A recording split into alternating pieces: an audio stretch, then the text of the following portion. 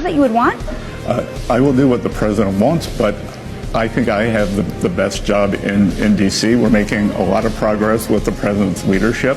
Think about it. We are going to have the tax bill on his desk by July 4th. We're going to be wrapping up the trade talks. So I think we've had great momentum, and we will be working on Chair Powell's successor over the coming weeks and months.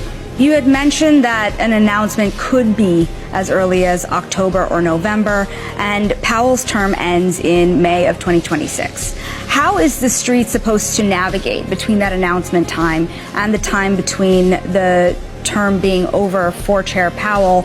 You were the one, I want to remind people, that had brought up the idea of a shadow Fed chair prior to the election. Is a new appointee supposed to be considered that shadow Fed chair? Well, not necessarily. We'll see. There's a seat opening up, a 14-year seat opening up in January. So we've given thought to the idea that perhaps that person would go on to become the chair when Jay Powell leaves in May, or we could appoint the new chair in May. Unfortunately, that's just a 2-year seat. So ultimately, do you think that there could be some confusion? Well, I don't see why there would be confusion, because, obviously there are people who are currently at the Fed who are under consideration. So why would there be confusion if that you add another candidate in January? So what about Fed policy as it stands today?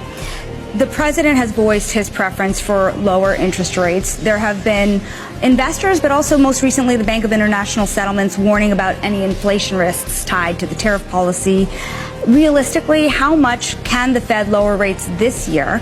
And what is the level and rate of unemployment that would suggest a faster pace of rate cuts? Economically, what has to slow?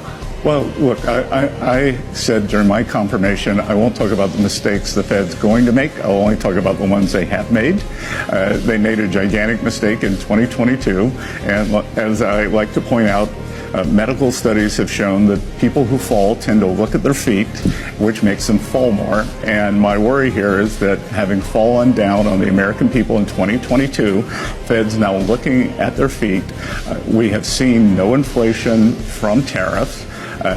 If we do, which we don't have to, then there'd be a one-time price adjustment. Nothing is more transitory than that. So, Team Transitory, having failed the American people in 22, they seem a little frozen at